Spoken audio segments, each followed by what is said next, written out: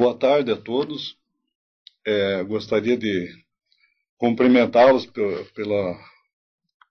pelo curso que vocês estão realizando, é muito importante para a formação de vocês.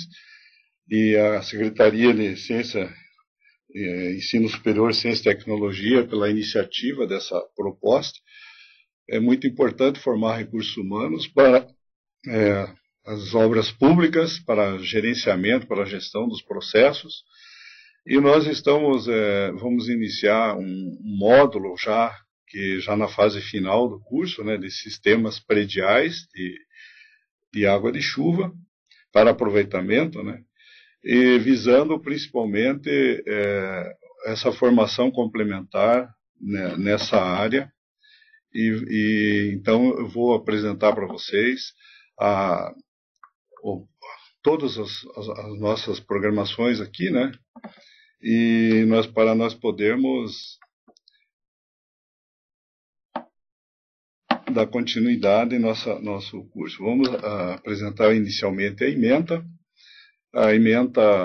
Nessa ementa nós previmos a contextualização do escoamento em áreas urbanas, que é o estudo inicial para enquadrarmos a necessidade, na verdade, de nós termos sistemas que prevêem a sustentabilidade das edificações. É uma visão atual do processo construtivo. Os sistemas prediais de águas pluviais é uma rápida revisão do que sejam esses sistemas, e a captação, na verdade, para nós nos concentrarmos no objetivo principal, que é a captação e uso dessas águas em edificações. Recomendamos, inclusive, para vocês uma bibliografia, inicial, para quem for se envolver ou se aprofundar nesses assuntos, águas de chuva, engenharias de águas pluviais, do Botelho, né, Henrique Botelho. É uma abordagem geral desses temas de drenagem, principalmente drenagem urbana. No Manual de Utilização de Águas Pluviais, do Mota, do Urbanização e Meio Ambiente. Plínio Tomás, Cálculos Hidrológicos e Hidráulicos para Obras Municipais. Também do Plínio Tomás tem uma outra publicação que visa o aproveitamento da água de chuva para áreas urbanas e fins não potáveis. Uma bibliografia do professor Tucci, né, que é Hidrologia, Ciência e Aplicação, que é geral, e uma específica para a drenagem urbana, da autoria do professor Tucci, professor Rubio Laina Porto e professor Mário Tadeu Mendes de Barros. As normas técnicas que norteiam essa matéria são a NBR 10.844, que fixa os critérios necessários aos projetos de instalações prediais de drenagem de águas pluviais, e a NBR 15.527 de 2007, que regulamenta a captação e uso local de águas pluviais. Na verdade, quando vamos estudar o escoamento em áreas urbanas, devemos lembrar primeiro que grande parte, ou 2/3 praticamente, da área urbana é representada pelas edificações. Mas a urbanização ela gera um grande impacto nas bacias hidrográficas, e por isso precisamos nos conscientizar desse problema que hoje estamos presenciando e acompanhando nas várias situações de ocupação nas cidades, analisando o impacto das edificações, lembrando que quando se modifica, na verdade se urbaniza uma determinada área, se edifica, está se criando uma área impermeável que na verdade representa uma interferência no sistema natural. O homem está fazendo essa modificação artificialmente. E isso vai gerar uma série de consequências. Portanto, deve ser visto com bastante cuidado essa questão. O aumento da densidade populacional ela gera alguns efeitos, né, direto. Primeiro, aumenta o transporte de resíduos, se gera muito mais resíduos, né, aumenta-se a geração e o transporte de resíduos através dos cursos d'água, porque são vários elementos, né, várias embalagens, outros elementos utilizados na vivência urbana que vão alterar as condições naturais. O aumento da demanda de água para abastecimento também, porque está relacionado com o aumento populacional, e os problemas de gerenciamento desses recursos hídricos, os problemas que nós tivemos, inclusive, estamos vivenciando aqui na nossa cidade, um problema de gestão da nossa área de manancial, por exemplo. Ela está bastante impactada, a região do manancial de Alagados, e que é o nosso principal manancial de Ponta Grossa. Nesse caso, então, nota-se que a urbanização progressiva da bacia hidrográfica tem alterado significativamente os problemas de gerenciamento dos recursos hídricos na bacia de contribuição do manancial. Seja por práticas agrícolas, muitas vezes inadequadas ao local, construções colocadas à margem da represa e por aí afora. São vários tipos de problemas,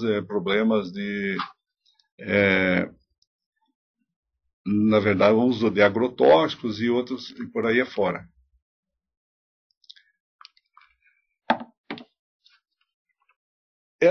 Esse aumento da densidade das construções também apresenta consequências diretas, que são a incrementação das áreas impermeáveis, modificação nos sistemas de drenagem. Essas modificações são geradas pela presença das edificações, que as águas vão ter outros percursos, naturalmente vão seguir a linha geral da própria bacia de drenagem, mas elas vão ser alteradas em função da configuração do sistema viário, vários outros limitantes que surgem no processo. Alterações climáticas na área urbana, o incremento das velocidades de escoamento também. O tempo de concentração acaba a ser reduzido. O que significa o tempo de concentração? É o tempo de resposta da bacia hidrográfica, né? E um outro problema muito grave, que é uma consequência da impermeabilização, é o escoamento básico. Ou seja, o que é o escoamento básico? O escoamento subterrâneo, que acaba ficando reduzido. Essa redução do escoamento subterrâneo vai gerar outros efeitos também na bacia. Claro que você olha no comportamento quantitativo, né? Mas também efeitos qualitativos. Então, as principais alterações qualitativas seriam a deterioração da qualidade da água precipitada na bacia, a deterioração da qualidade da água percolada no solo, a redução da recarga do lençol freático, do lençol subterrâneo, e a redução do escoamento subsuperficial. Isso, na verdade, o que vai gerar problemas, como consequência, problemas de controle de poluição nesses locais. A poluição, os poluentes acabam ficando mais concentrados na bacia, no meio líquido, e vão gerar, então, problemas de qualidade da água. Então, alterar qualitativamente aquele ambiente. Então, um ambiente que inicialmente era somente vegetação, de repente no ambiente urbano você nota construções quase sobre o curso d'água, muito próximas, então não respeitando até a legislação vigente, que exige e recomenda uma faixa de preservação. Ela não é por diletantismo que isso é feito. Na verdade, a recomendação é feita, essa recomendação, né, é principalmente feita para melhorar as condições, ou preservar as condições naturais do sistema e evitar o impacto da urbanização. Assim como nós temos efeitos qualitativos, também existem alterações quantitativas, e essas geram outros tipos de problemas. O aumento do volume escoado superficialmente, a parcela de escoamento direto, então ela aumenta significativamente, os picos de vazão aumentam, né? E com isso também os problemas de controle de enchentes. E aí a coisa fica mais complicada para o lado, inclusive, dos gestores públicos das áreas urbanas. E essa questão aí é muito importante, porque nossos grandes centros urbanos hoje estão vivenciando esses problemas, e onde não há preocupação com essa questão,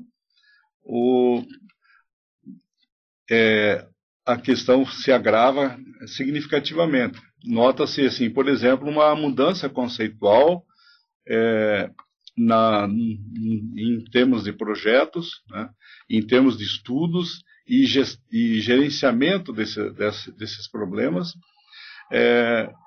Conceitualmente, houve uma grande modificação, uma grande evolução nesses conceitos e até nos projetos. Primeiro, se preocupava, o projetista, os estudiosos, se preocupavam muito com afastar rapidamente a água dos locais de vivência urbana. Então, das áreas urbanizadas, como essa aqui, né, se fazia, então, se criava estruturas de controle de modo que elas escoassem rapidamente. Então havia um canal de escoamento acelerado, uma construção, uma obra de infraestrutura, de modo que a água toda que precipitasse sobre essa área, ela se afastasse rapidamente do local.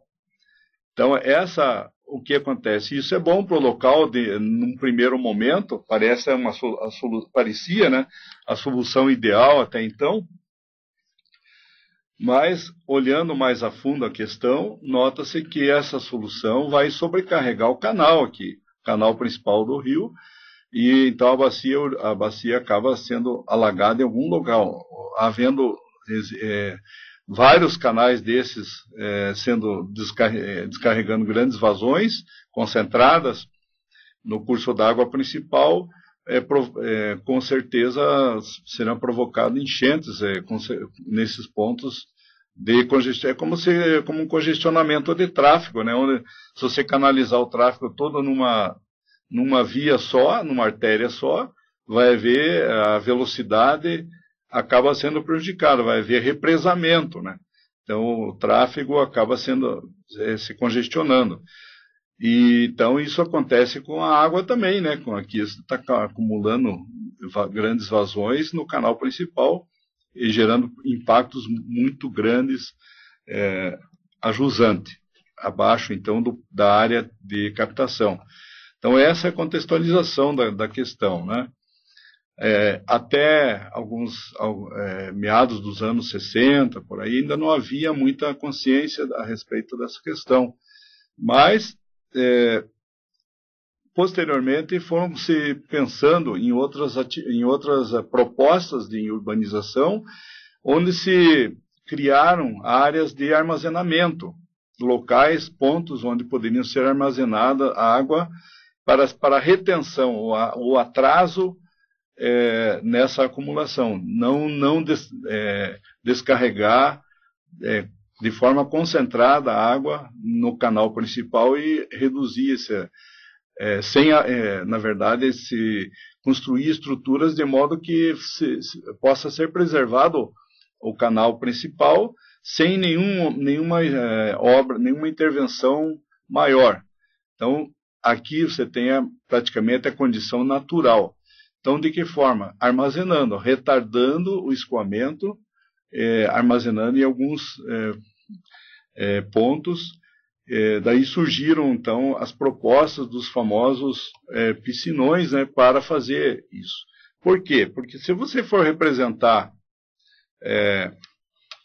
num gráfico e for analisar essa questão, você vai ver que o hidrograma da área não desenvolvida, né, ou seja, o hidrograma natural, ele tinha essa configuração, iniciava num ponto, tinha um percurso, né, a vazão chegava até um máximo e descia naturalmente até um outro valor mínimo, sendo que esse mínimo, hoje, inclusive, está reduzido ainda pela urbanização também. Então, se ampliou esse máximo e se reduziu o mínimo. Enquanto hoje, o que acontece com a urbanização, a área urbanizada, ela gera um impacto que, em primeiro lugar, ela antecipa o tempo de pico, né? Nota-se aqui, né? E amplia esse valor de vazão de pico. Então, essa questão da urbanização é muito importante que seja analisada, porque o impacto existe e não pode ser ignorado, né? Conforme eu estava comentando, né? Então, na questão anterior lá, a urbanização ela gera essa transformação na bacia hidrográfica e ela precisa ser gerenciada, essa transformação. E nós, como técnicos, nós que temos essa responsabilidade de estudarmos e analisarmos essas questões, gerenciarmos os sistemas urbanos, temos que pensar com essa visão de conjunto, pensar a edificação dentro do sistema urbano com uma visão de conjunto, e não apenas olharmos, ou seja, agirmos localmente, ou seja, especificamente no nosso caso da edificação, e podermos obter resultados gerais que venham ser mais satisfatórios aos sistemas. Então, baseado então nessa ideia, surgiram então a necessidade de se estudar estruturas de controle de inundações. E que são essas estruturas? São essas estruturas que têm como objetivo principal o controle do hidrograma de resposta de uma bacia, por meio do armazenamento temporário dos volumes excedentes. Quer dizer, ao invés de nós impactarmos o meio ambiente, nós temos somente a impactarmos e não tomarmos nenhuma medida, temos que criamos então essas estruturas para que possa haver uma compensação no processo de alteração do meio ambiente. Essas estruturas, elas têm uma classificação de controle que são diferenciadas. A classificação geral delas seria a nível de macrodrenagem, que são implantadas diretamente no curso da água principal. Então, geralmente em áreas públicas, parques urbanos, etc., são justamente as obras que vamos trabalhar em alguns ambientes, né? E a microdrenagem, quando ela é implantada nas edificações, nos lotes urbanos, constituindo, então, uma medida que a gente chama de medida compensatória de controle na fonte. Então, são dois tipos de estruturas, né? Macrodrenagem, então, e microdrenagem. O nosso enfoque vai ser trabalharmos nas nossas edificações. Quando se trabalha direto na edificação, você está fazendo estudos a nível de microdrenagem. Mas você não pode esquecer e ignorar a macrodrenagem, porque você está contextualizando a estrutura dentro do sistema urbano. esses controles podem ser feitos através de reservatórios de detenção, onde você faz daí o armazenamento temporário desses volumes, ou com reservatório de retenção, onde você faz a captação e uso local de parte dos volumes precipitados nessas áreas. Então, não é possível, não é aceitável se fazer a captação e uso local da totalidade desses volumes, e nem é possível também, porque as estruturas seriam de dimensões muito grandes. Então, aqui a gente teria alguns exemplos de reservatórios de detenção, como esse aqui, por exemplo. Esse reservatório ele tem algumas particularidades. Esse é um reservatório construído num hipermercado em Curitiba.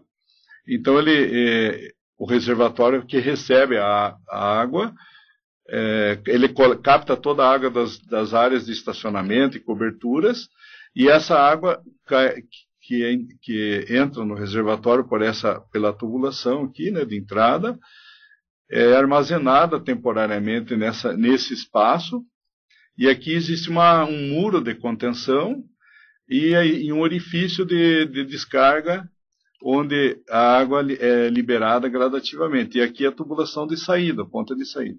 Esses poços aqui são pontos de inspeção, na entrada e na saída do reservatório. Essa estrutura, o que você tem um tipo de descarga aqui, é um escoamento por orifício.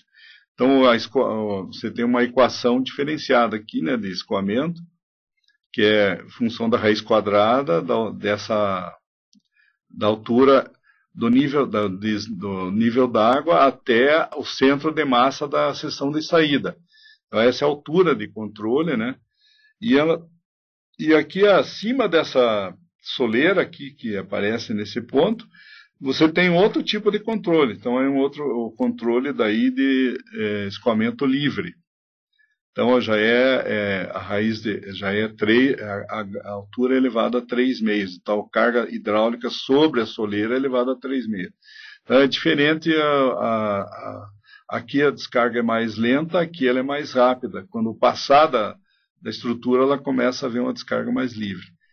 E essa estrutura aqui é a estrutura de descarga que soma as duas vazões resultantes desse orifício com a estrutura do escoamento livre.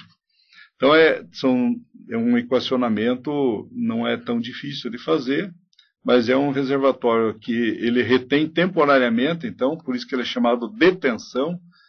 Veja que tem uma palavra detenção, ele está segurando, né, detendo temporariamente a água e liberando gradativamente. Então, ele compensa em parte o impacto local.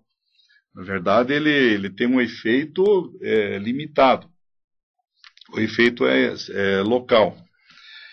E o reservatório de retenção, esse aqui é um outro exemplo, seria um reservatório onde você vai fazer a utilização dessa água, você faz um uso local dessa água. Então, a necessidade de você fazer o uso local, então você tem a tubulação de entrada aqui, né? Tem um tanque de sedimentação, porque vem com resíduos, vem com sedimentos, esse tanque exige manutenção periódica, e aqui você tem a descarga para outra câmara, e essa câmara seria um reservatório de armazenamento, né? Onde você tem duas células e aqui uma estrutura de comunicação entre as células, que fica um sistema de vasos comunicantes. Aqui você pode daí implantar um sistema de bombeamento para você fazer o aproveitamento dessa água, né?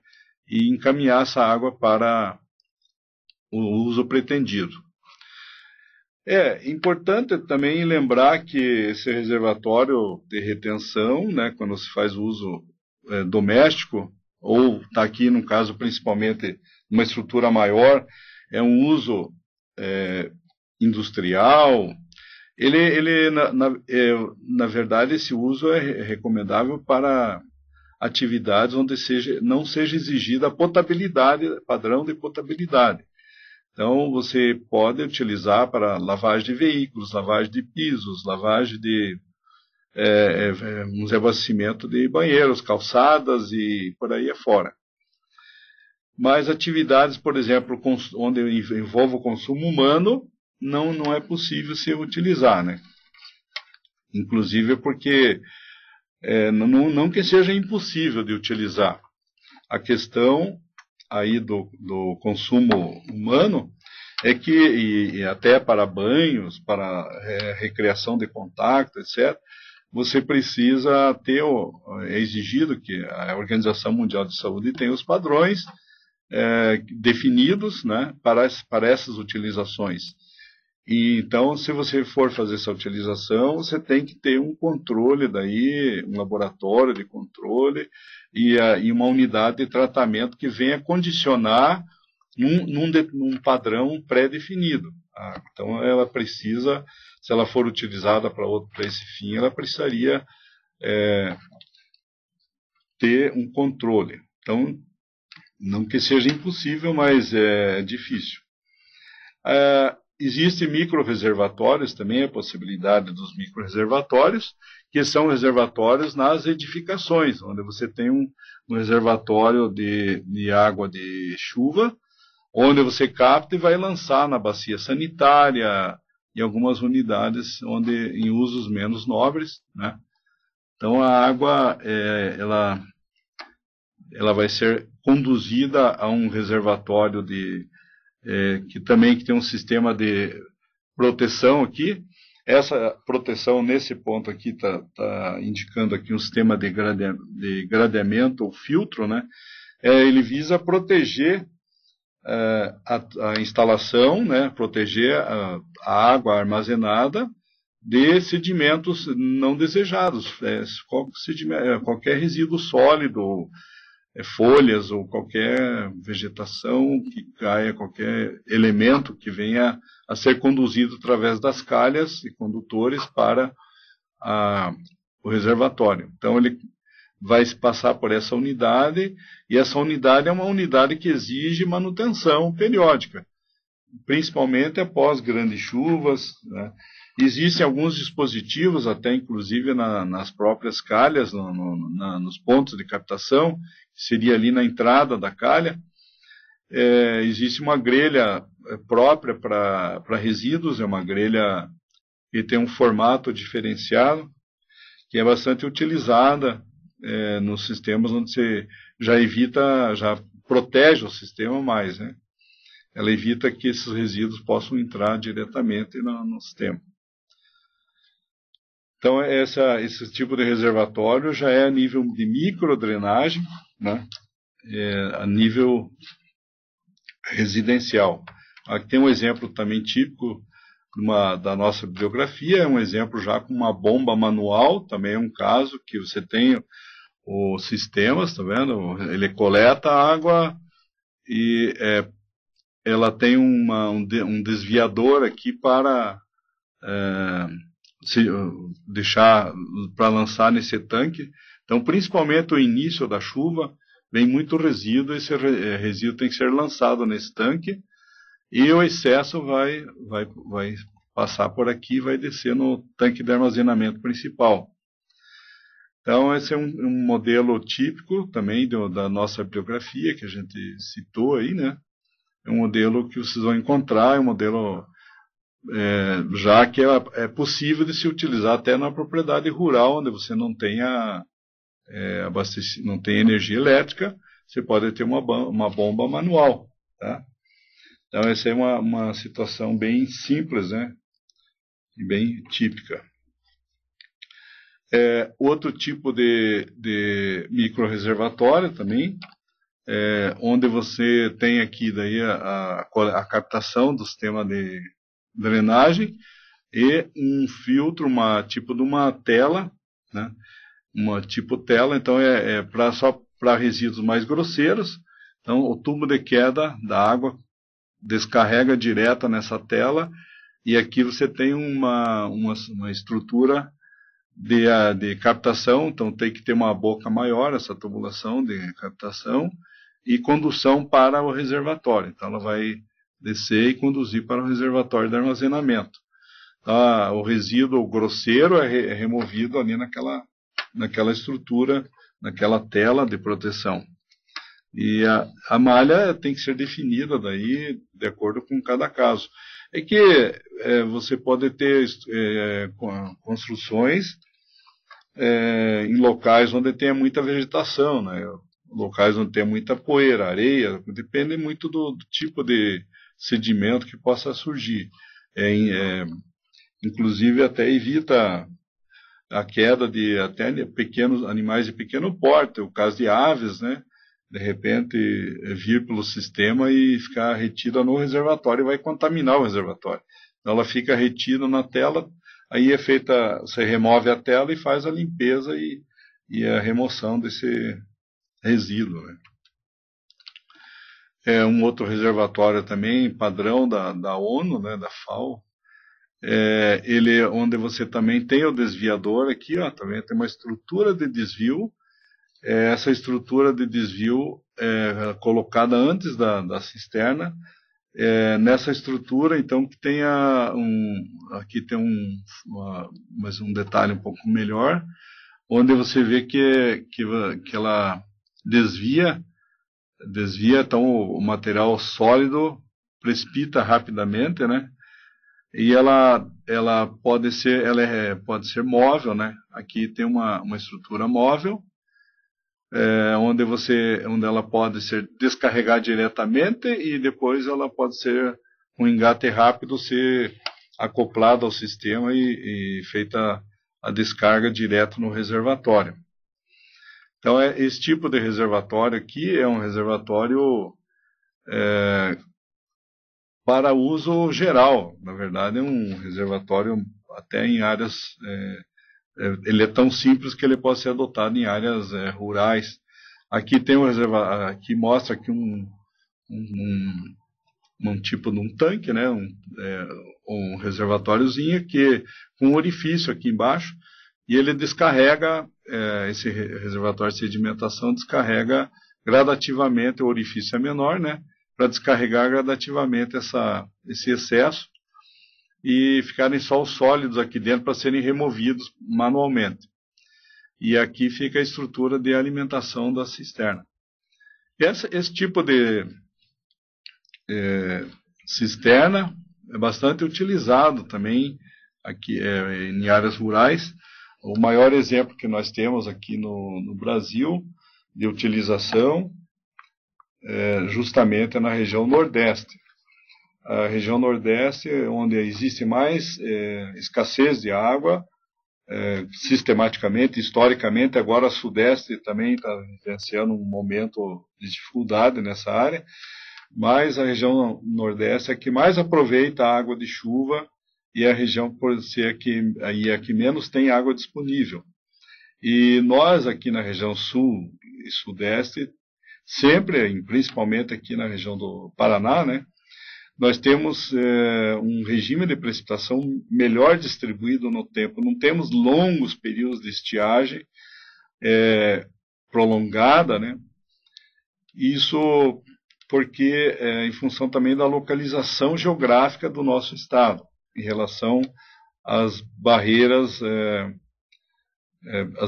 físicas, né, de deslocamento, ou seja, as barreiras naturais, a Serra do Mar, as diferenças de comportamento hídrico, inclusive no interior aqui do Paraná, há uma diferença em relação ao interior de São Paulo, por exemplo, de comportamento, que você já tem mais uma bacia hidrográfica, mais uma barreira orográfica, ou de montanhas, né, onde você tem a bacia do Paranapanema.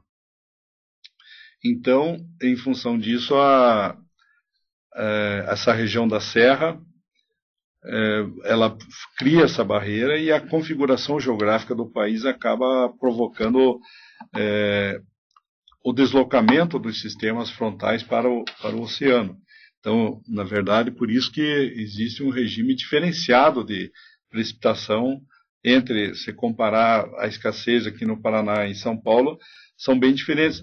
Aconteceu escassez, aconteceu, mas em muito menor escala nesse momento, né? em função da nossa localização geográfica. Mas é importante não ignorarmos que nós precisamos reter mais tempo a água na bacia hidrográfica. Isso é ponto pacífico. Precisa-se pensar seriamente em estruturas de controle e retenção em todas as bacias hidrográficas em nosso país, né, como uma estratégia de desenvolvimento. Esse detalhe de um sistema aqui também é exatamente muito parecido com o anterior, né, onde você vê aqui a descida da água direto no reservatório, nesse reservatório que ele enche, e aqui o excesso vai para o reservatório maior. Esse reservatório maior é o reservatório utilizado para aproveitamento, e esse aqui é o reservatório só de sedimentação. Então nota-se que essa estrutura aqui é necessária sempre. Existem configurações, o que muda é a configuração desse tipo de estrutura de um caso para o outro. Aqui aparece também um outro caso de aproveitamento que pode ser utilizado em uma instalação comercial, pode ser uma instalação rodoviária ou qualquer outro tipo de instalação. Veja, você criou então uma estrutura de armazenamento interna aqui, num elemento arquitetônico, né? Então isso aqui é um reservatório também de armazenamento, e é uma estrutura de controle ao mesmo tempo. Então você tem aqui pontos onde você pode coletar água, tá vendo? E ele fazer a lavagem de pisos, etc. Aproveitamento dessa água, ou pode descartar essa água gradativamente no sistema de drenagem. Isso aí tem um sistema de lançamento aí, né? Pode aproveitar ou não. Esse armazenamento temporário é importante, né?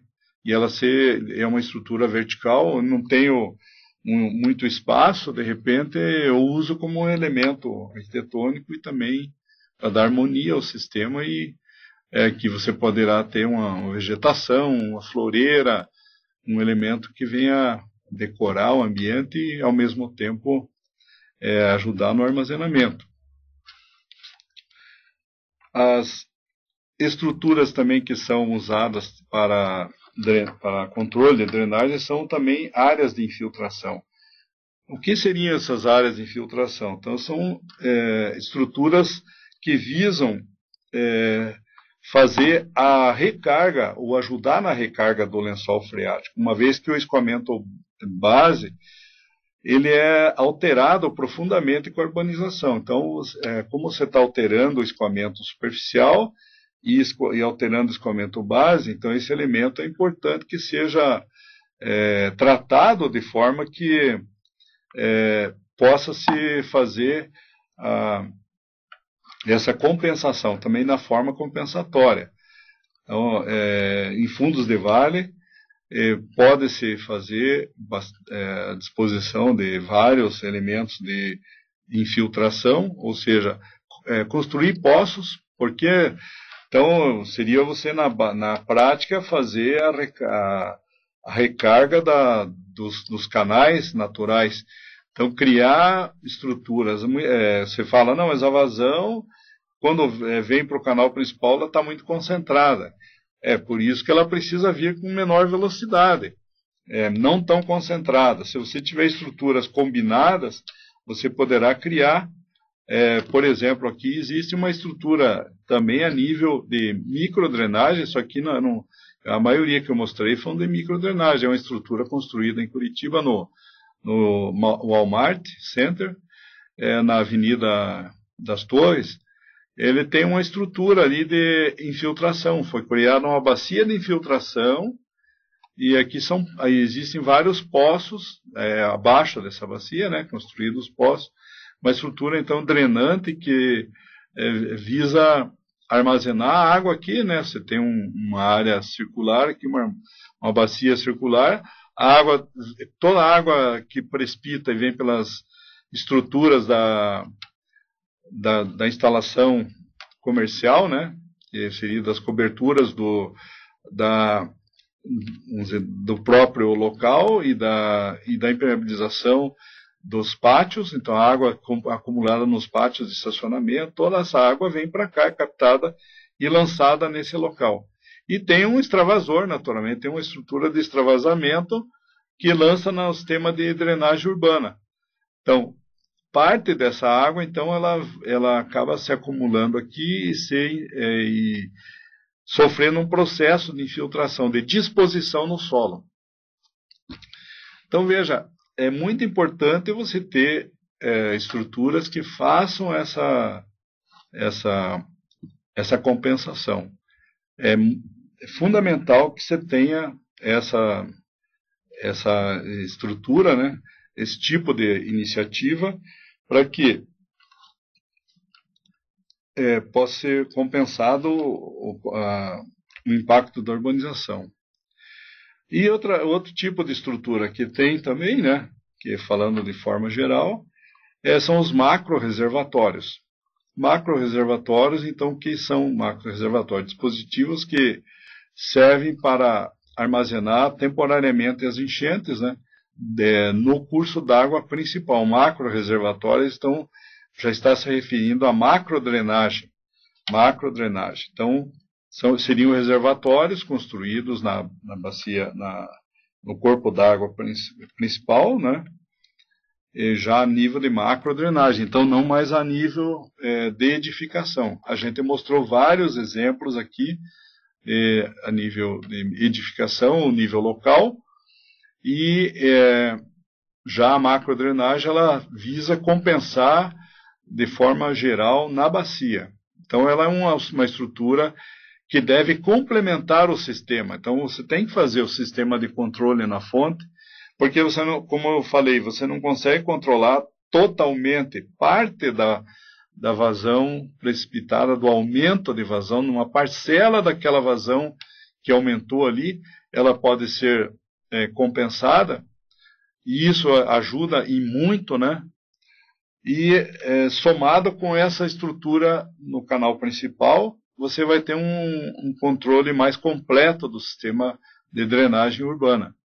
Então as águas pluviais podem ficar retidas temporariamente nesses reservatórios. Então aqui a tubulação de descarga, elas ficam retidas nos reservatórios e aqui elas são descarregadas para uma estrutura de saída. Daí a drenagem vai conduzir ao canal principal, buscando-se sempre, como eu falei, que a vazão máxima na saída aqui, ela não ultrapasse a vazão do sistema natural. Então, a vazão que existia antes dessa bacia estar urbanizada. Isso é um desafio, né? Você vai dizer, não é fácil, é simples, não é tão simples. É um desafio. Por que é um desafio? Na verdade, porque nas cidades nós temos uma dinâmica de ocupação muito grande, é uma mudança. Haja visto que você, de um ano para outro, pode acontecer. A gente tem observado aumento de edificações, a concentração de edificações em determinados locais que não tinham tantas edificações, de repente cria uma ligação importante, uma avenida, e essa ligação importante ela acaba propiciando, né, o desenvolvimento, a intensificação do desenvolvimento e da ocupação de uma determinada região da cidade. Então esse aspecto é muito importante que seja considerado, que seja pensado e avaliado por todos antes de se iniciar qualquer estudo dentro dessas bacias hidrográficas e para as nossas obras, né, que nós estaremos gerenciando. Aqui eu tenho um outro exemplo também de aqui um reservatório construído na nossa cidade, que ele foi projetado na região da Nova Rússia, foi construído na Madureira. Então aqui foi construído, daí na hora da implantação foi optado por eram 2 lagos, aqui foi optado por um único lago, né? Essa obra foi implantada Mas um problema sério da implantação dessas obras, você pensa na obra, é só calcular, fazer a obra e operar, como operacionalizar isso, né? Na verdade, esse é o grande problema. Existe muita disposição de esgoto a montante aqui, e existe então uma contaminação muito forte no canal do rio. Foi implantado aqui um filtro anaeróbio na entrada, um filtro biológico, mas e devido à grande presença de sedimentos na água, que chega, né, nesse ponto da entrada do lago, o filtro acabou comatando ou entupindo rapidamente, então, porque esse sistema, como eu falei, da questão da dinâmica da ocupação, o processo de erosão, a quantidade de resíduos que carrega. Então, no slide seguinte aqui, nós vamos observar o lago implantado, né?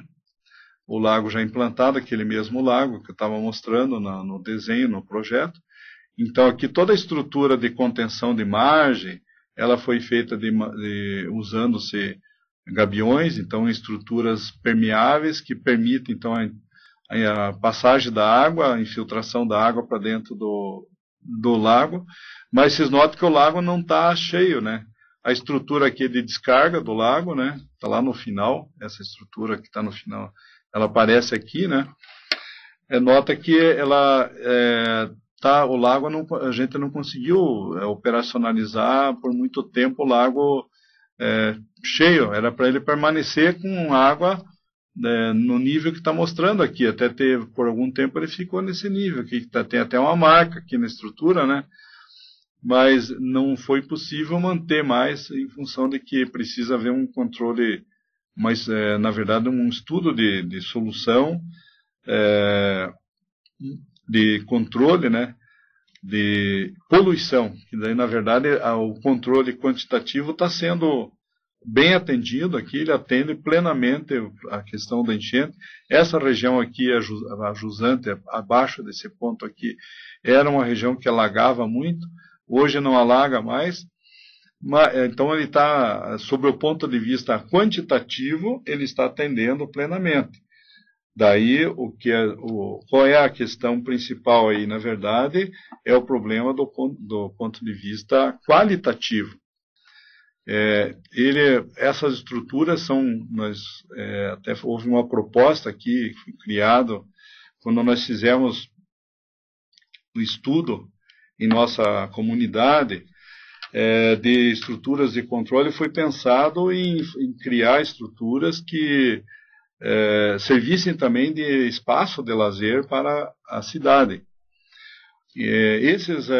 Uma das soluções que se adota, né, para se controlar a qualidade da água nesses lagos, nesses espaços, é também a oxigenação, através da utilização de canhões d'água. Até tem um clube aqui na cidade que utiliza o Clube da Lagoa, tem até que o lago começou a sofrer um processo de eutrofização. Quer dizer, o que é essa eutrofização? Que aqui estava se observando também nesse lago. É a acumulação do excesso de poluentes, de matéria orgânica que não permitem daí sobre a superfície da água, que não permite daí a utilização desse espaço, ou assim, ou pelo menos a convivência desse espelho d'água nesse local, devido à grande carga de poluentes presentes. São poluentes de vários tipos aí, poluentes provindo de resíduos industriais e também de resíduos domésticos. Então, são esgotos domésticos e também alguns efluentes com traços de produtos químicos, etc. Então, tudo o que acontece acima desse ponto afeta diretamente, né, o local.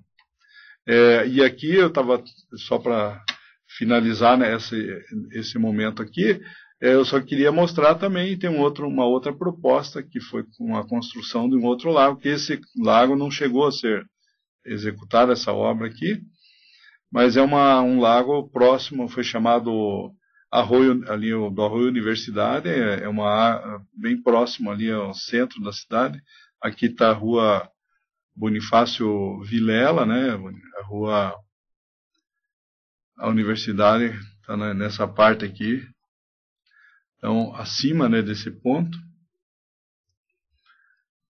Então, essa estrutura de controle aqui, o objetivo dela era armazenar a água e controlar a vazão nesse arroio, que esse arroio é afluente ou é um dos formadores, né, do arroio Pilão de Pedra, que ele nasce no centro da cidade também. Então, a nossa cidade, particularmente, ela tem alguma configuração e que tem aqui, onde apresenta uma configuração topográfica, né, onde apresenta muitas nascentes junto ao centro urbano. Isso, por um lado, facilita e, por outro lado, complica um pouco, complica bastante, facilita o escoamento superficial e, sob o ponto de vista quantitativo, mas complica sob o ponto de vista qualitativo. Como eu falei, a carga de poluentes daí é muito grande e junto às nascentes, né? Então você está poluindo nascentes, são nascentes no centro urbano, né? E a água está indo do centro urbano para a periferia.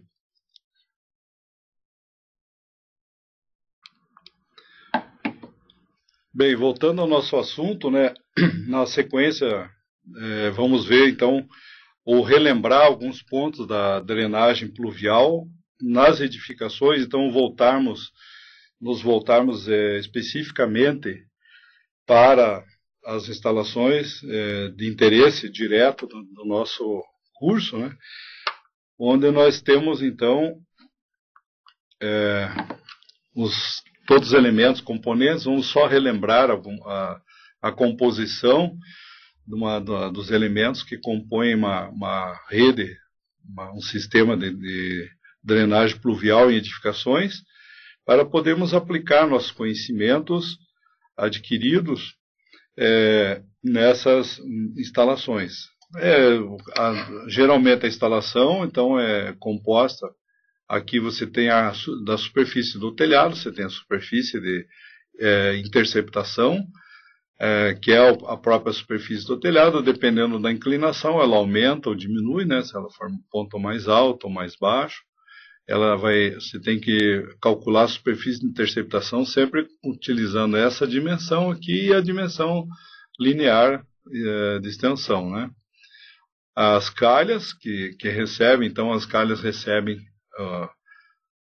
diretamente essa descarga da superfície, né, de interceptação do telhado, da cobertura, e elas conduzem essas calhas, essas águas coletadas, para os condutores verticais, que transferem para o solo, né, ou para a região, para a calçada, ou o elemento de captação, ou vai para o deságue lá na guia urbana, ou na galeria, ou numa caixa na pluvial.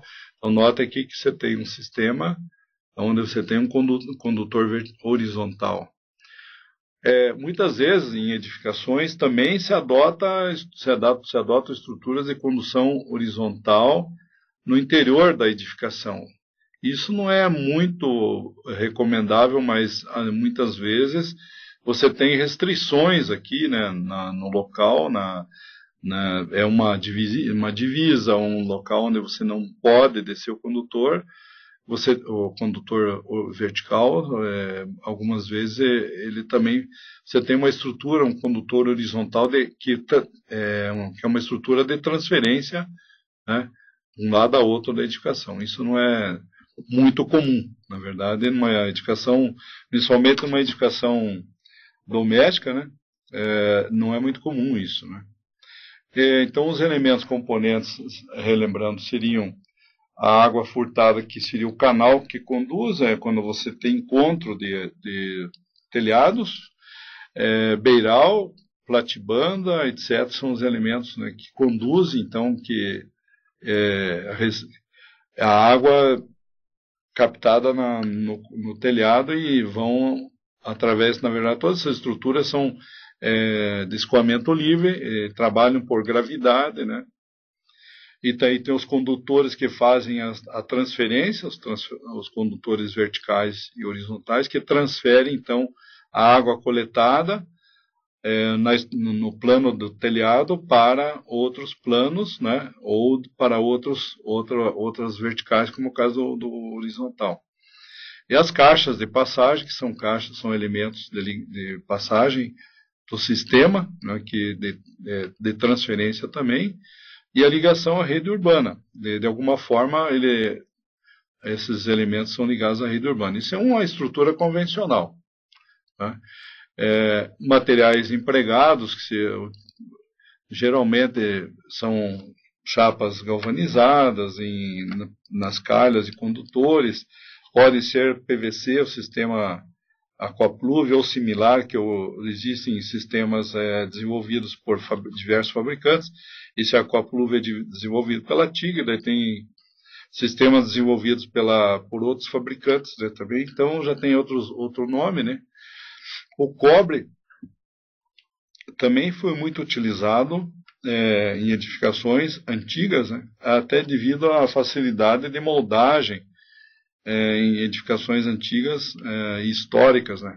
Então a gente nota em algumas edificações aquela coloração esverdeada em condutores, da oxidação do próprio cobre do existente ali, sendo utilizado como elemento, né, do sistema também. É possível, né? O método mais utilizado para cálculo da vazão é o método racional, que é muito simples aqui, né? É a intensidade aqui você tem a intensidade de precipitação em milímetros por hora, vezes a área da superfície, interceptação, a vazão é dada aqui em litros por minuto. É que aqui tem uma conversão de unidades, dividido por 60, né? Mas a intensidade vezes a área, né? Você vai ter litros por minuto, porque está dividindo por 60 aqui, né? Então, a intensidade está em hora, então dividido por 60, transformou em minutos.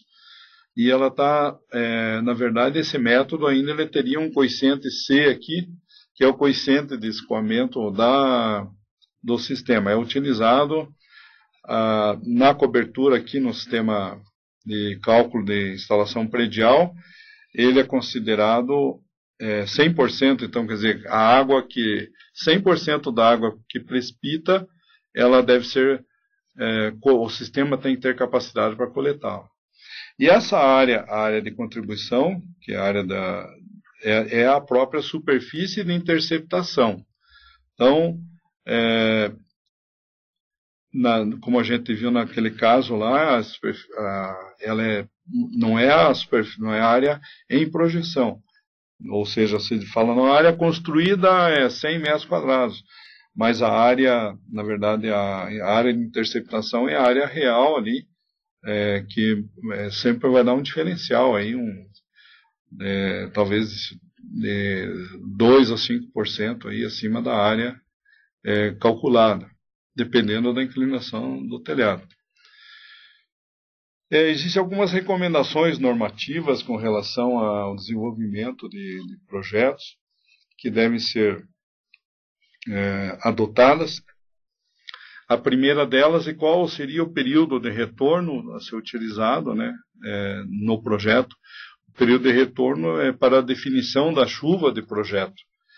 Então, ele é importante para você ver o risco da instalação. Então, notem que 1 ano só é usado em caso em que as áreas, onde você tem áreas pavimentadas, onde você possa usar, tolerar empoçamentos, né, da água. Quer dizer, seriam praticamente áreas abertas, né, e não coberturas, né. E o período de 5 anos para coberturas ou terraço. Então, a área realmente da edificação ali, né, a área da cobertura, né, deve ser utilizada quando você está usando terraço e coberturas 5 anos, pelo menos. E 25 anos em casos onde você tenha um terraço na área de cobertura e não possa haver extravasamento de águas sobre essa estrutura. Então, aí você aumenta para 25 anos. O que significa isso? Você está se reduzindo o risco de alagamento desse espaço. À medida que se aumenta o período de retorno, se reduz o risco. Tá? E a duração da chuva de projeto, o padrão recomendado é 5 minutos. Então, não passar de pegar chuva de 5 minutos, a intensidade dessa chuva, e utilizar no projeto. No caso da norma, ainda ela diz que a intensidade, se a edificação for pequena, com área até 100 metros quadrados, pode-se usar a intensidade de 150 milímetros por hora, salvo em casos especiais. É que você pode ter, se você tem uma instalação construída na região litorânea, por exemplo, eu tenho uma instalação, não sei se alguns de vocês estão trabalhando em alguma cidade litorânea. Então, vocês notem, o regime de precipitação lá é diferenciado, as intensidades são maiores, você vê com maior frequência chuvas de grande intensidade. Talvez, então, já não seja suficiente. Então, é importante porque você obter o dado pluviométrico local e não somente o dado, utilizar esse dado de 150 milímetros de forma geral. Então, veja, por isso que está se falando em casos excepcionais. Então, é um caso, já eu vejo como um caso excepcional, porque você pega a altura, na verdade, a precipitação total precipitada, por exemplo, aqui em Ponta Grossa, é em torno de 1.550 milímetros por ano. Curitiba já se aproxima de 2.000 milímetros. E tem regiões do litoral em que passa de 2.200, mais ou menos 2.300 milímetros por ano. Então veja que se já tem valores muito superiores. Então, se você tiver num caso geral como o nosso, aqui para Ponta Grossa, já a chuva de 5 anos, de 5 minutos para 5 anos, já passa de 160 milímetros, a previsão de longo prazo. Então, não vai diferenciar tanto, assim, você não está fugindo tanto, mas eu acho que é importante você ter o dado local para você avaliar isso. Não deve se adotar assim, sem nenhum critério.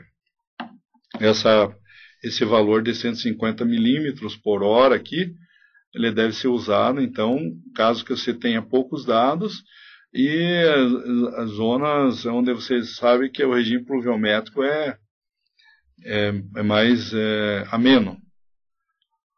Então, eu não recomendaria para vocês aplicarem de forma geral, nem para Curitiba, nem até para nossa cidade ainda seria possível. Como eu falei, então, deve ser utilizado para cada casa a superfície total. Aqui, então, você vai ter que pegar essa medida aqui, né? Então, tem uma formulação que você pega essa largura mais a metade da altura do ponto do telhado dá essa dimensão. Eles aceitam como aproximação na norma, né?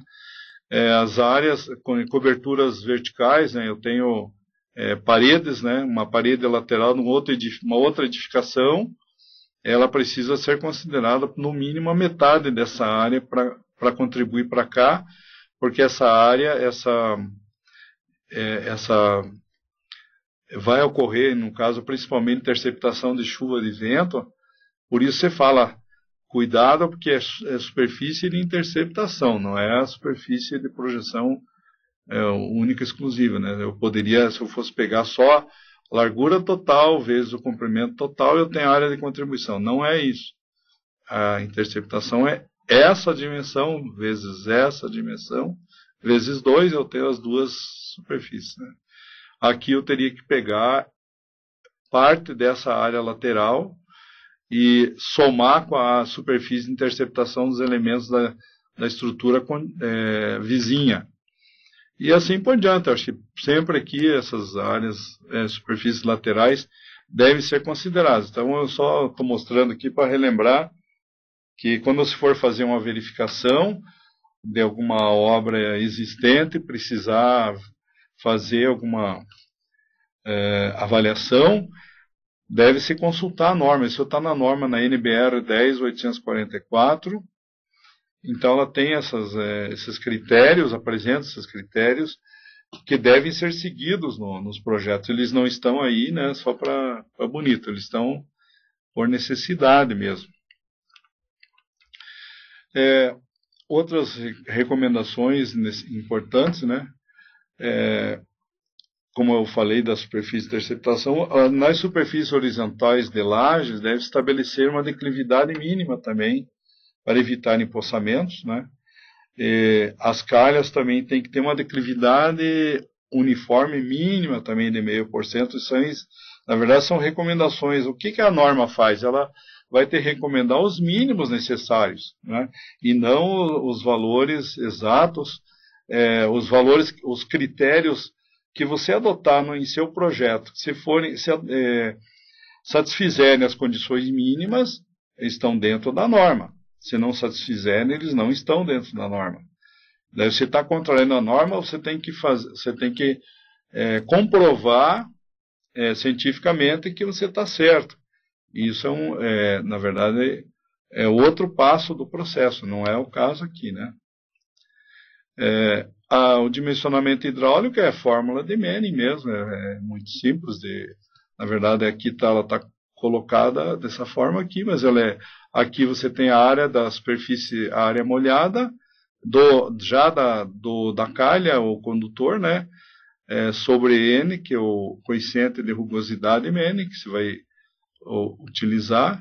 O K é utilizado 60.000, o raio hidráulico, o raio hidráulico, elevado a 2/3 em metros aqui, né?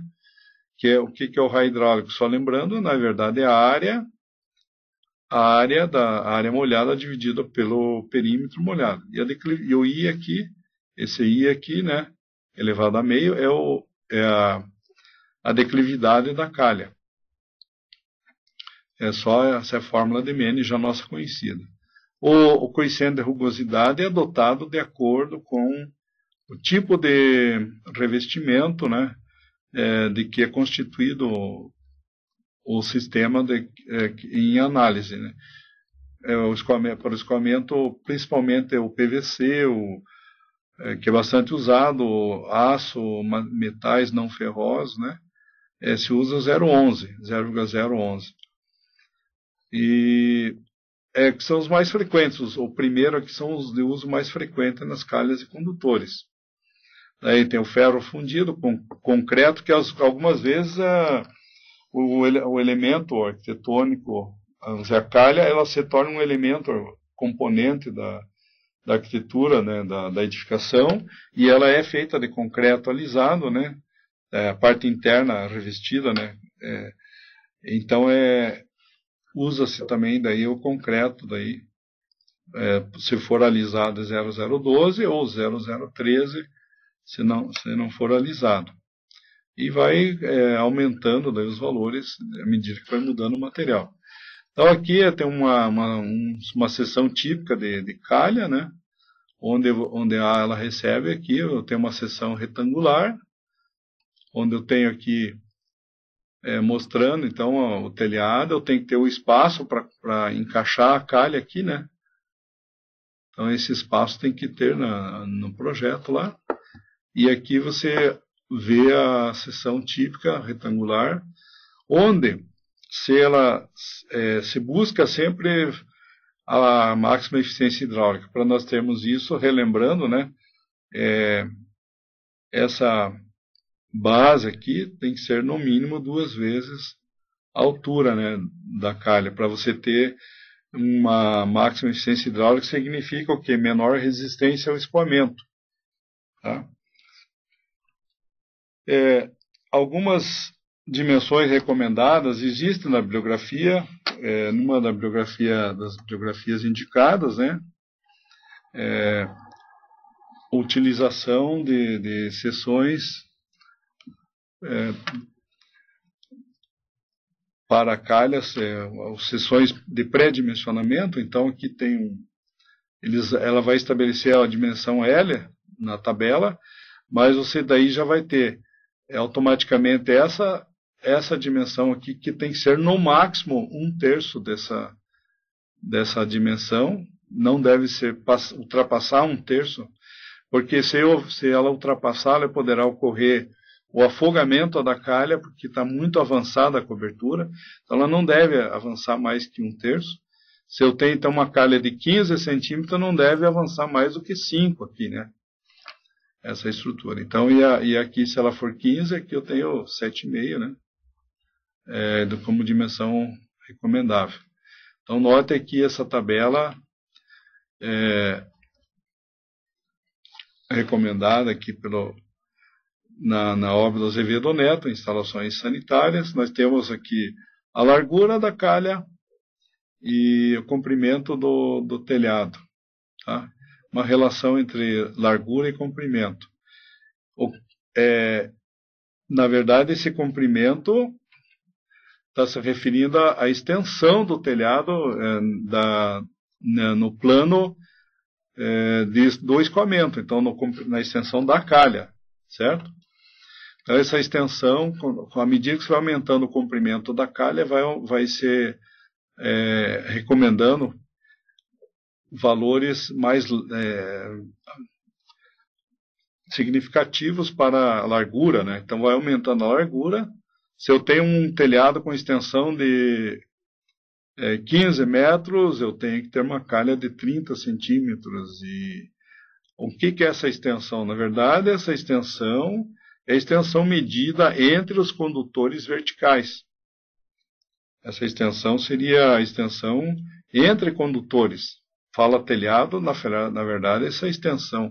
Se eu tenho um espaçamento, uma modulação de espaçamento de 10 metros entre condutores, eu devo usar 20 centímetros. Se eu tiver 5 metros, até 5 metros, né, eu uso 15. Tá? Essa aqui é a interpretação dessa tabela aqui. Essas calhas, se a seção da calha for semicircular, eu posso adotar, né? E eu começo sempre com a declividade de 0,5%. Note aí, né? Que foi recomendado, essa tabela aqui é da norma mesmo. 0,5% como mínimo, mas eu posso usar 1 ou 2%, eu posso usar valores maiores.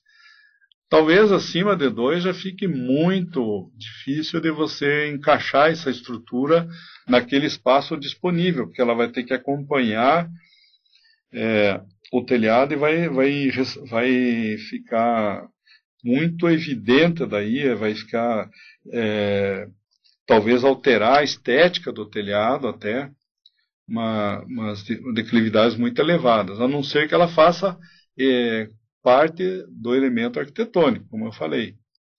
Aí o 0,5% já satisfaz. Mas você tem as limitações daí de ver as dimensões aí, né? À medida que vai acumulando vazão, você calcula a vazão lá, né?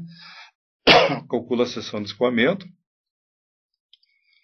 Então, uma calha com diâmetro de até 100 milímetros, ela com 0,5%, ela teria capacidade de até 130 litros por minuto. Você vai ter que adequar, então, se você for fazer uma verificação numa obra existente, porque muitas vezes o que vai acontecer? Vocês serão chamados para fazer uma análise de uma edificação existente e vão ter que dar um parecer a respeito da instalação. O que está ocorrendo? Por que está havendo infiltração da água? É a insuficiência da dimensão da calha? Na verdade, eu não tenho a pretensão de ensinar vocês a projetar detalhadamente o sistema, mas de fornecer alguns parâmetros para que vocês possam analisar situações de campo, de modo que vocês possam dar um parecer técnico confiável, né, sobre uma situação existente, para vocês analisarem a instalação, certo? Os condutores verticais, de acordo com a norma também, eles devem ter um diâmetro mínimo de 70 milímetros. De preferência, veja bem, aí se ele for de seção circular, mas deve dar preferência para a seção circular até por causa das arestas, mas não há Na verdade, esses 70 milímetros seria o diâmetro daí dessa seção. Se você tiver uma seção quadrada, ela teria o lado, né, mínimo de 70 também, né. Então, utilizar, no caso das curvas também, raio longo, né, sempre raio longo, sempre que possível, porque tem uma diferença entre curva e cotovelo, né. Então, a curva, ela apresenta um desenvolvimento um pouco maior que o cotovelo. Então, se vocês olharem nas tabelas de materiais, vão verificar que existem de produtos, né, que são utilizados aí, condutores de conexões de raio longo e de raio curto, que seria o próprio cotovelo, ou joelho, né? O dimensionamento desses condutores deve ser feito de modo que a lâmina d'água não ultrapasse 2/3 da seção interna do tubo. Isso é uma informação importante, né, que ela não para evitar o afogamento do tubo, né. Por que esse 2/3? Porque existe um arraste de ar também junto com porque ela está deslocando na vertical, porque é um condutor, então, que está se deslocando por gravidade, né, a água ali, né, e devido à grande velocidade que ela adquire, à medida que aumenta a altura, né, a extensão desse condutor, ela necessita de uma camada de arraste maior, então, num espaço maior de ar aí para poder compor esse deslocamento. Evitar, então, cavitação dentro da tubulação. Prever pontos de inspeção também, né, nesses condutores, a cada 20 metros, nos trechos retilíneos. O que a gente pode notar aqui, né, então, olhando aqui, nós estamos vendo aqui a composição de joelho. Veja bem, aqui eu tenho 2 joelhos. Sempre que possível, deve-se evitar colocar joelhos aqui, né? Pelo menos um deles deveria ser curva. Mas aqui está indicado, ó, tá vendo? O joelho, o 6 é joelho, né? Sim, aqui o 7 é a luva, né? Mas são joelhos, um joelho encaixado em outro joelho. Essa situação aqui é uma situação complicada, passar da calha para o condutor quando você está desviando a trajetória. Essa mudança aqui deve ser, de preferência, mais suave. Aonde existe possibilidade de afogamento desse local aqui também, é importante se proteger essa entrada da calha aqui. Mas no momento que você protege aqui, através do uso de uma grelha, que seria um elemento a ser utilizado, pode ocorrer acúmulo de folhas, né, sobre essa grelha e a vedação da grelha, que poderá ocorrer o transbordamento. Então é uma situação complicada aqui de uma estrutura dessa, assim, né? Então usa-se um sistema que ele tem uma grelha diferenciada, que ela faz um V assim, ela é um elemento circular, de seção circular, com vários elementos verticais, e ele encaixa aqui, né? Ele tem esse formato, assim, ela faz um arredondado. Então você tem uma superfície vazada lateralmente, né? Para que, se houver um acúmulo de material na parte mais baixa, ela possa ainda extravasar mais para cima e conseguir captar essa água até fazer uma manutenção. Então, locais onde existem muitas árvores, sempre você deve estar estabelecendo o plano de manutenção, né, da edificação, da instalação, né, uma revisão periódica. Isso acontece nas cidades também, nas bocas de lobo das cidades, são aquelas unidades de captação, aquelas grelhas que captam a água junto à sarjeta, elas também entopem muito, né? E o objetivo dela é proteger a tubulação, evitar que o elemento sólido vá adentrar a tubulação diretamente. Então, ele, para poder fazer o seu papel de drenagem fluir naturalmente, tá? Então, essa ponto aqui é sempre um ponto nevrálgico. Outro ponto complicado é a base do condutor lá embaixo. A gente vai mostrar aqui uns sistemas de caixas, mas a base do condutor, a saída do condutor, também é um ponto que pode acumular na hora que você coloca um joelho lá, né, nessa saída. Se você puser uma curva, ela vai de raio longo, né, ela seria mais favorável na base também, para poder possibilitar que a água venha sem muita transição, ela consiga passar para outra parte lá no pé do condutor, na parte baixa, onde ele vai fazer a outra transição. Então aqui é uma transição de transferência e lá embaixo você vai ter outra transição. Então sempre observar esses pontos aí, são os pontos nevrálgicos dos condutores verticais, que devem ser observados, inclusive para um eventual plano de manutenção, né, você sempre mandar observar esses pontos, porque são os pontos, a entrada e o ponto lá final do condutor, que é onde dá mais impacto de acumulação de material, se o elemento de ligação não for adequado. E nem sempre você consegue por elemento adequado, como você está vendo aqui, né? Você não tem, às vezes, muito espaço, né? E você é obrigado a colocar um joelho. Então, pelo menos coloque um joelho em uma curva, que isso ajuda. Tá? Isso é uma recomendação prática, né? Aqui existem algumas informações aqui sobre também da bibliografia, né? Sobre diâmetro. Como nós vimos acima de 70, esse 50 aqui estaria prejudicado, né? No caso do cálculo de acordo com a norma, seria a partir daqui, desse ponto aqui, do 75, né? Então aqui já tem aqui área de cobertura, para a chuva de 150 milímetros, ele já recomenda. Se você tiver uma chuva de valor superior, a chuva vamos supor que a chuva de 5 anos deu 200 milímetros. Eu estou fazendo um projeto no litoral. Como é que eu uso essa tabela aí? Na verdade, o que você tem que fazer? Fazer a conversão aqui, né? De 150 dividido por 200, vai dar uma relação, né? Que eu vou ter que multiplicar pela área do telhado, né?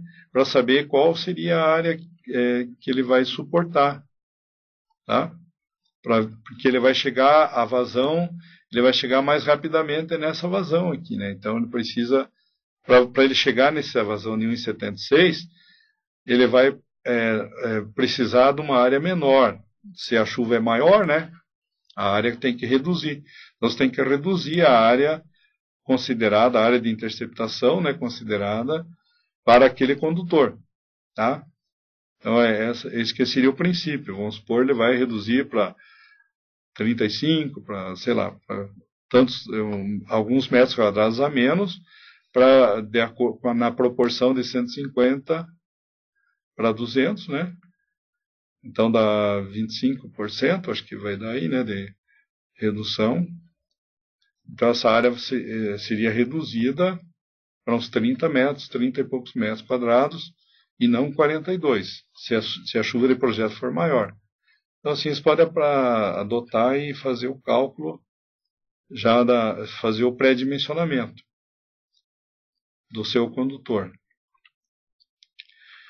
Os condutores horizontais, eles têm, então, a finalidade de conduzir a água coletada na edificação para os condutores públicos lá da água pluvial. Então, nesse caso aqui, né, deve ser lançado, então, dos condutores serem lançados nessas caixas. Essas caixas são caixas de ligação.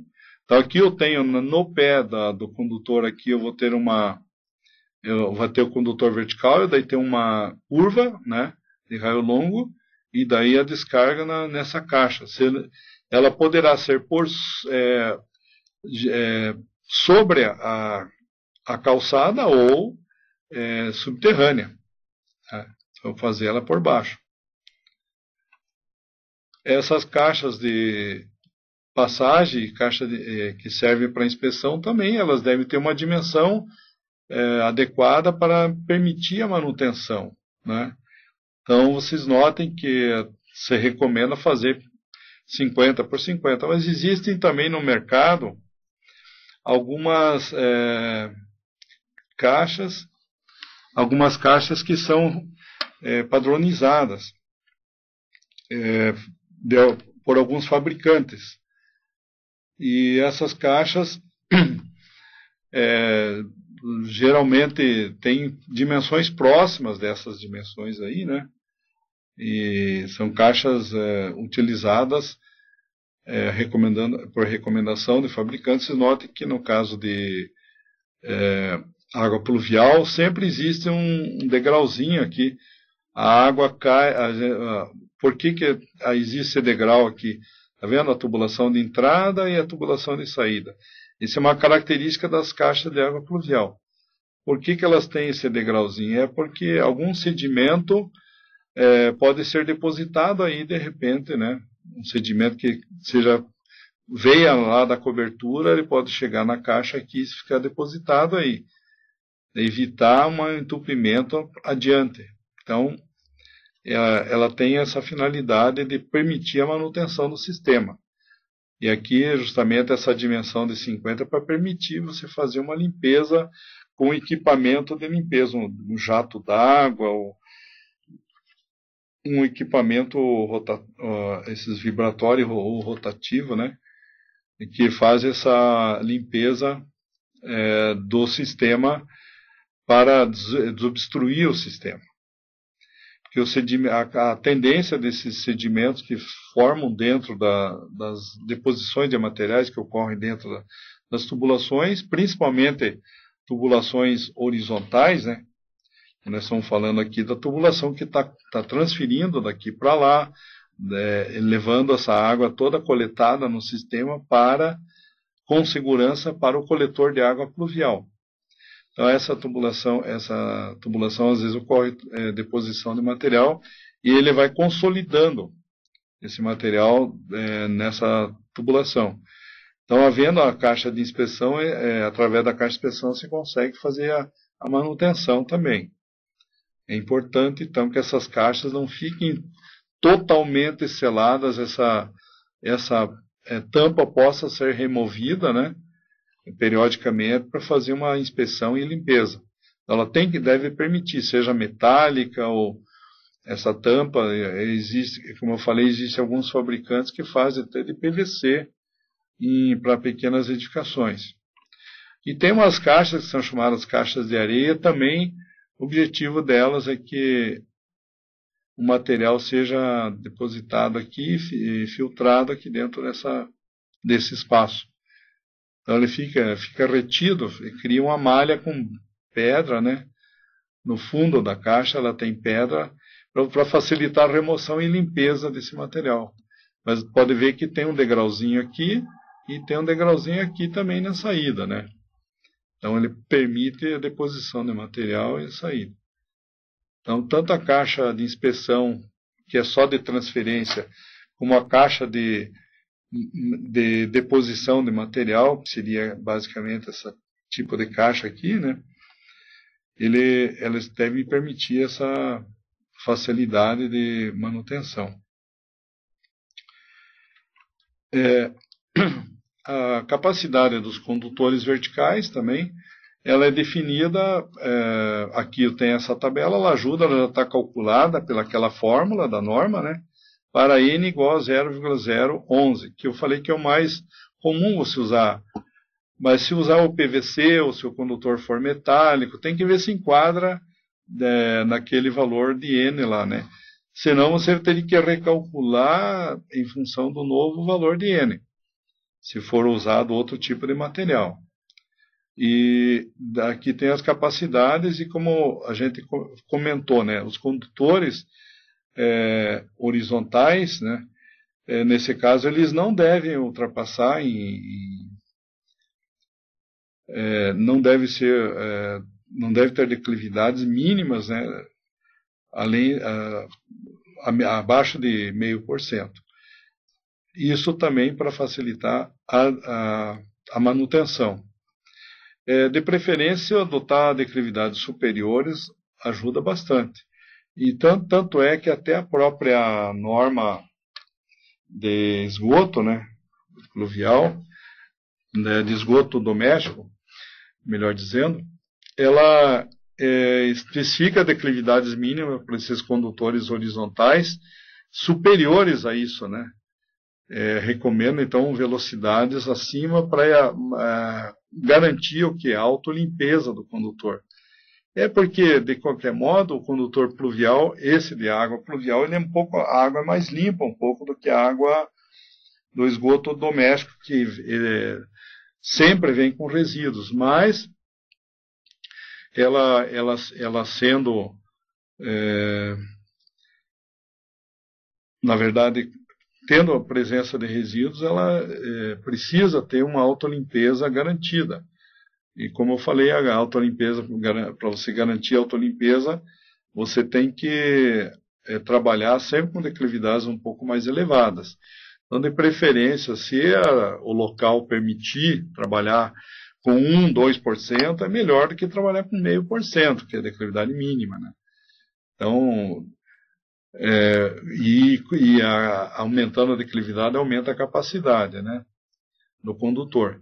Mas tem um porém aí também que deve ser observado, um detalhe.